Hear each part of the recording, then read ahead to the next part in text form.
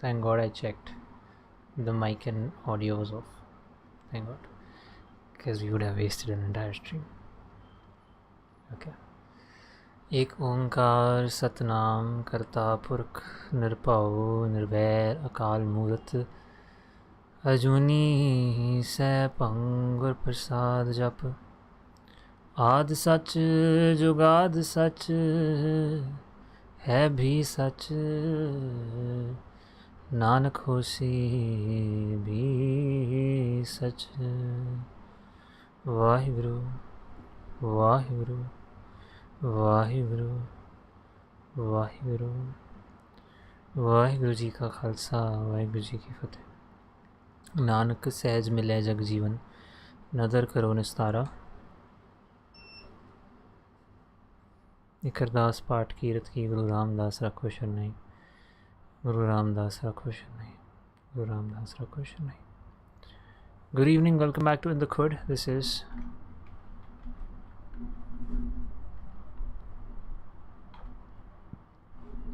January 9, 2025, 9:01 p.m. And the title of the stream is Why is Setting Playback Resolution to a Quarter Reducing the Size of My Timeline by 1/4. And it's such a simple thing, but it took me a while to figure this out, and it's very important for you to know the reason. So why is that happening? Right now, if you look at my timeline, yesterday I was really struggling to play my timeline. Let me do one thing. Let me just mute this. So I was struggling to play my timeline, but now it's a 1080p timeline, but it has all the kind of things which were there yesterday as well. But if you see closely, it is like blurred, like how you expect a 1/4 resolution to work. And so 1920 1080 playing at 1/4 resolution, I'm able to scrub through my timeline, right? And this is after using proxies. This is after using H.264 clips, not the original clips, which is all the optimizations that I've been doing the past few streams. After all of that, it was still very important to come in here to playback resolution and have it at quarter. And then, okay, that's not a very good frame to stop on. Let's say we stop here. Okay, so here at quarter.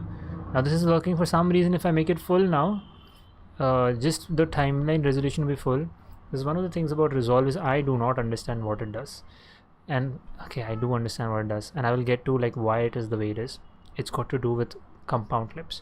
And compound clips, on the surface they sound like, oh, such a nice thing, but they do not come close to nested clips inside Premiere or pre-compositions inside After Effects. They are tools that actually work. They're supposed to work, but compound clips, for the most part, they do not work.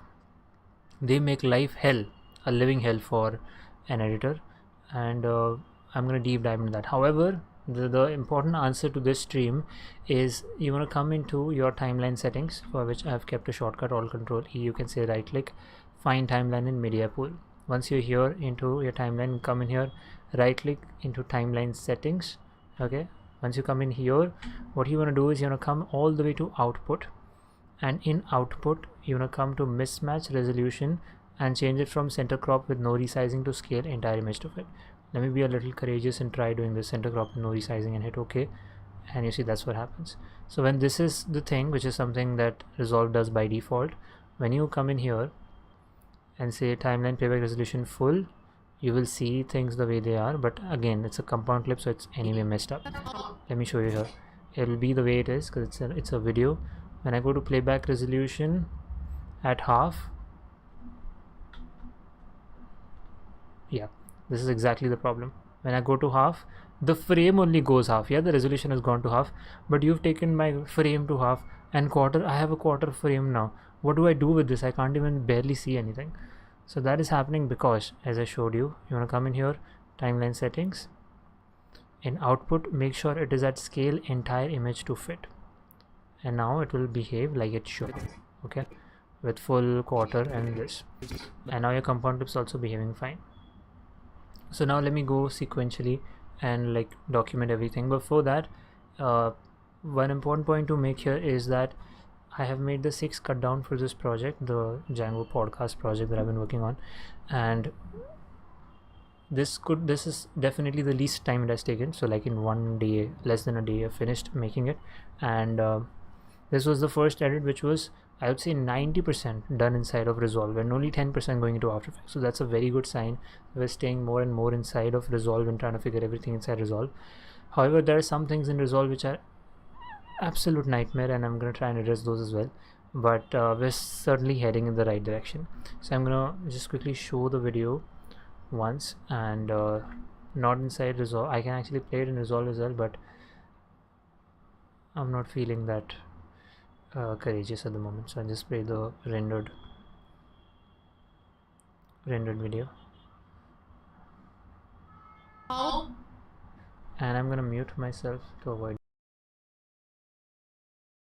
How has AI impacted you? How has AI impacted you? How do you go on about using AI in your day-to-day working? What AI does very good is it takes out the monotonous tasks, so then you as a creator can sit and do the creative part. If you're doing a multicam edit, there's a feature in Vinci Resolve, you match the clips by waveform and you're done. There is another feature where you auto transcribe. It gives you the entire transcript of the audio if the audio is good enough, and then you can select pauses on the upper side and then just trim those pauses out. So things like removing the background or adding some sort of a background. For example, if you're sitting over here, I can make this chair, I can just select and I can make this chair into a bubbly pink colored fluffy chair. With the right highlights and the shadows. Yes, and everything. yes. I can select on your turban and color it in like red color I want. There's a plugin called Autopod which will even do the cutting for you. So like right now I'm speaking to the camera, so the camera detects that this cut is my face. And then when you say okay, it will cut to you, and then we can tweak that as a parameter that if your okay is less than 0.3 seconds, it won't go to you. All my okays are gonna go away now, huh?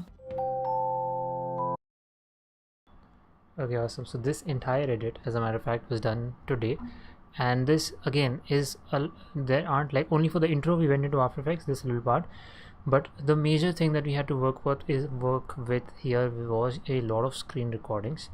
So a lot of screen recordings and a lot of individual clips here of me and Iloni at the bottom, and so a lot of compound clippings and everything.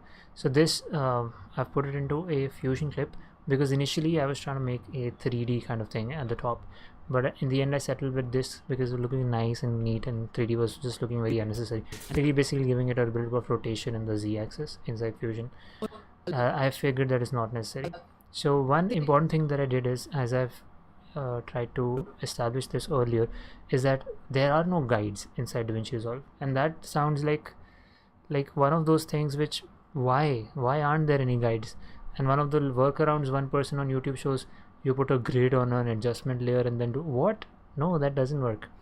So I exported a frame out, took it into Photoshop, and then added these guides manually, and these guides were very important. So when I was working on these compound clips, which you can see over here inside this timeline called screen recordings, I was looking at those grid lines and I was trying to add the crop effect. So one very good thing about Resolve, if you come in here to select one of these clips, is on the side you always have a cropping parameter that you can adjust. So while I was adding these screen recordings, I was trying to constantly crop them to,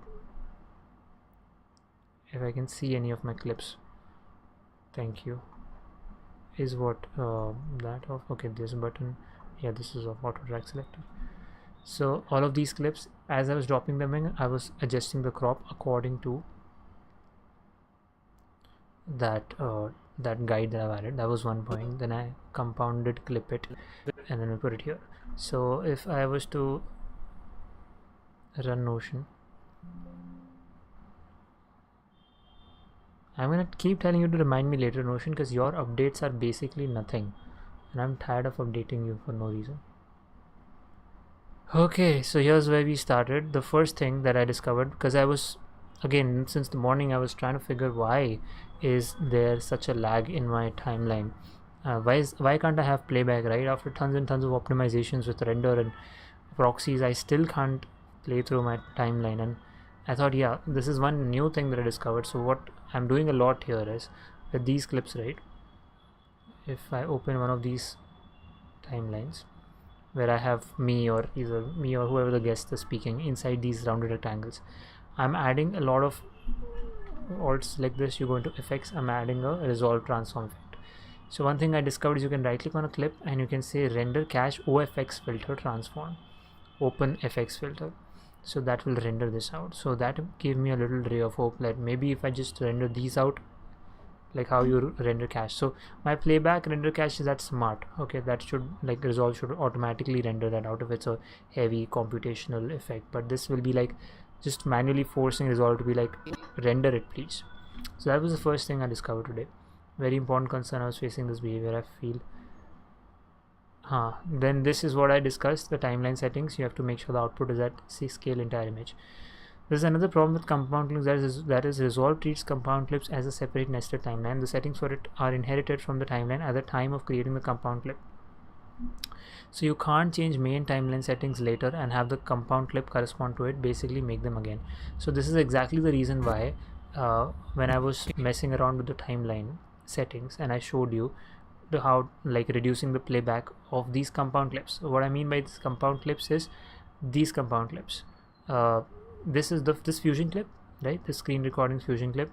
This is also kind of like one of your compound clip situation, a nested timeline, but it doesn't really have a timeline settings, like how you can come here and say timeline settings. So any of these compound clips, right, they will suffer if I go into the timeline settings of this main one and change anything. So compound clips are like the moment they were formed, like the moment you took those clips and right click convert into compound clip, that those settings of that timeline are etched into those compound clips. You cannot do anything about them, and this is why that's a problem, right? Inside Premiere Pro, when we have a nested sequence, you can always open that nested sequence, go into sequence settings at the top and change the settings. When you're making a pre-composition inside After Effects with layers, you can go into that pre-comp and change the composition settings after the fact, because they basically treat those pre-comps as a composition or those nested sequences as a sequence. Resolve, for some reason, takes the methodology of what a nested sequence or a pre-comp would be, calls it a compound clip, but does not treat as a timeline. It treats it as a nested timeline, which is nothing but is just a container, and it is completely handicapped in the sense that you cannot do anything. Like, once you've altered the main timeline, I'm not even concerned about like altering that timeline. I'm altering the settings of the main timeline, and this compound clip that was made in the previous version of timeline, that is screwed and you can't do anything about it. So basically you have to decompose the clips and redo it again. That is one thing Blackmagic needs to add, is for the compound clips that I'm making, right, give me the ability to right click and change the timeline. Like, let it be an actual timeline. I'm sure it doesn't hurt so much, the software. Let it be an actual timeline. Before you make the clips into compound clip, make sure that you have adjusted the clips to the position and scale needed on a timeline. Once a compound clip, you can get that destructive black bars all over the place. So you need to make sure that clips are in the right position and then hit compound clip again. This seems like a rant against compound clips, but it is disappointing like every time. So I try really hard to embrace DaVinci Resolve and see like, well, this is a very stable software, no doubts about that. Very, very stable software, very powerful software in terms of its ability to handle things, in terms of the things you can do with macros and Fusion. If you really get into that kind of thing, it's amazing. But then there are these simple little things which I'm sure Blackmagic can very, very easily fix, and there are like actual forums of these people complaining about these things, but they just don't seem to fix them. That's what really pisses me off. Like, this software is just so close to being the perfect editing software, and they just don't do these simple things. So that's where my frustration is coming from. Anyway, compound clips again. Best approach is to have the transform effect applied on the clips individually. Then this is one more thing, right? If you make a compound clip, which is ideal, right? If all these clips here, if in this compound clip I have all these clips, so the ideal way of operating here would be, if I go into open in timeline, just stack these clips here, and then you come in here, and on top of this one compound clip you add this rounded rectangle resolve transform effect. That won't work. I'll tell you why. Because again, the timeline thing, right? The way we've set the timeline up, if I come in here and apply the transform effect, show you live, it will do something very weird. It's actually, I can't even see right now. If I'm dragging the transform effect, it is refusing to even put it on my clip. Like, what, you cannot? You just cannot? Why are you saying that you cannot? Okay, we can, but if I come in here to image adjustment, crop, uncrop, look what happened. It's just gone. I can't see it, and that's happening because of the quarter full resolution and all that nonsense. Basically, you can't add effects on top after compound clipping, because your playback timeline, playback resolution is at quarter. I'm doing scale image to entire fit and stuff like that. Once you render it out, it'll be fine, but what's the point? I can see a good enough preview. So that's where things are stuck, is like have the transform effect applied on all the clips individually, which is a pain. Then compound clip. This way, even if the timeline resolution is quarter, adding to the effect won't mess things up in preview. So much convolution, so much of it. Again, it's just unnecessary. And when you are like dropping, the way I do that is, let me come to the one of these again, open in timeline. So I will drag the transform effect on one of these, the first one. I will adjust the parameters here, get it the way I want to be. Then I'll be like Control C, come in here, select all these clips and say Alt V to paste attributes, so video attributes. But you want to come in here and you want to uncheck real-time effects, because if you look closely, what happens is the moment you tick real-time effects, this audio attributes gets ticked, and so audio attributes of the first clip will be placed to all the other clips. That means the audio will from the first clip will go into all the other clips, which is what you don't want. So untick this and then have video attributes, and then all the effects and everything will get pasted here.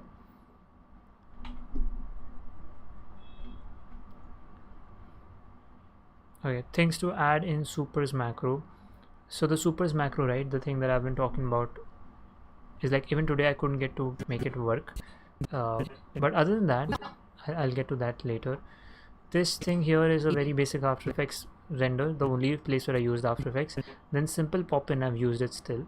And this thing you see at the bottom, the product thing which is coming up a plate, multicam edit. This thing auto align clips. It's like in Vinci Resolve, you match the clips by waveform. There is another feature where you auto transcribe. It gives you like a transcript of the audio if the audio is good enough. It gives you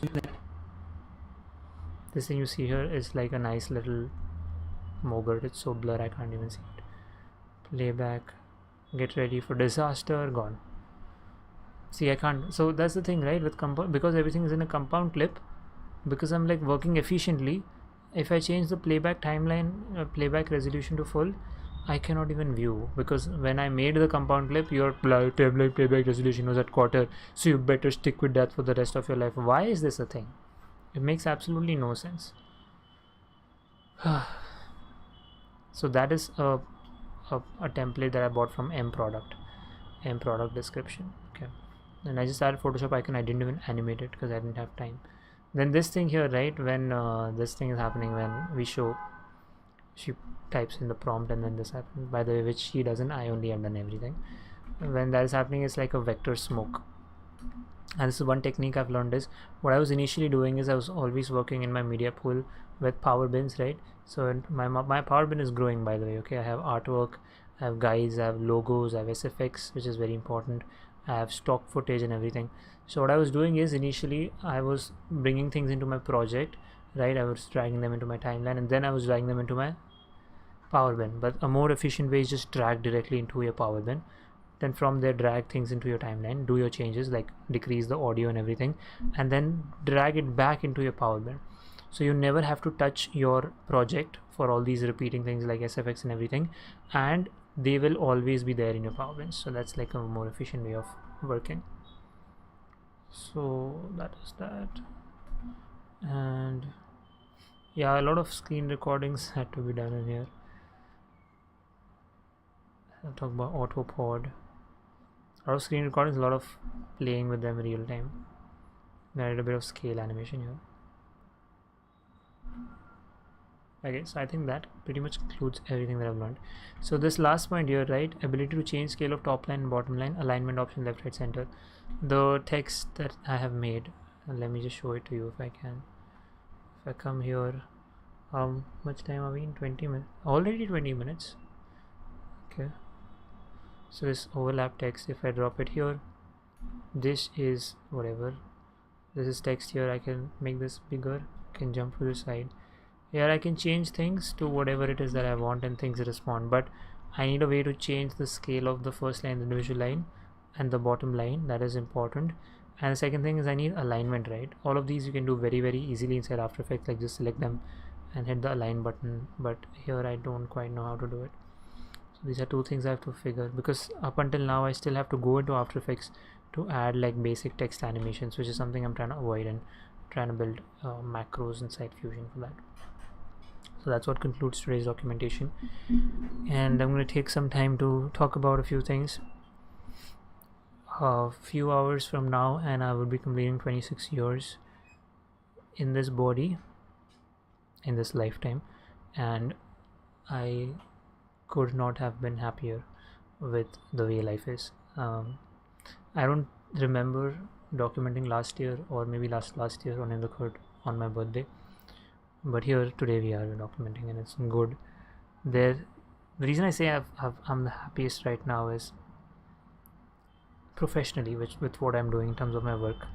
I have been able to max things out to the core, especially in the past 10 days with this podcast project. I feel I've grown in terms of editing to a point where it would have been impossible if it wasn't for this project, especially the things I've learned inside Vinci Resolve, building up my libraries of power bins, understanding sound design, understanding proxy workflows, understanding all sorts of optimizations, understanding macros, understanding fusion, a lot of things that I've done cool inside After Effects, adding emojis to the Adobe library. The list goes on, the amount of things I've been able to learn through this project, and not to mention the amount of appreciation everybody has given to these videos. It's amazing. It's just like a constant win-win situation for me with what I'm doing in the full-time job, learning constantly, getting paid for it, getting the appreciation that I won't say I deserve, but I keep getting, and also being able to like inspire others, especially in my team, to do the same. Everything's been amazing, but what is more important is in the past.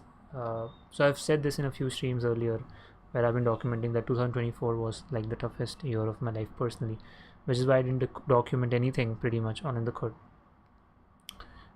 because especially from June onwards, like May to December or maybe November, I was like clearly struggling. I was really mentally struggling with a lot of health issues and stuff like that. And one of the things I learned in that time frame was that it's the importance of the quote where they say the mind can be your best friend or it can be your worst enemy, right? And it was that phase where my mind turned into my biggest enemy.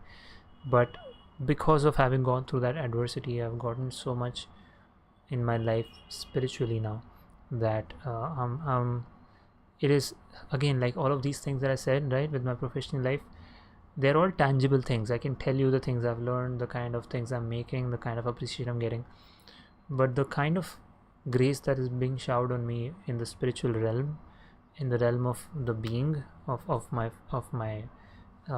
soul, it's not something I can put a pointer on. I cannot tangibly describe you what it is that I'm going through, but I can say is all I can say is that I'm extremely grateful to the way things are, and I just hope that it keeps continuing to go in the direction that it is going. I've never thought about this, that nobody's watching, like even right now there are 0 viewers.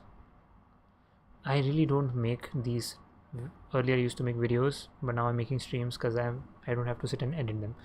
That's a big relief, to be honest. But it's not for anybody really. It's for my own revision because I forget these, and B, I just enjoy making videos and documenting life like this. So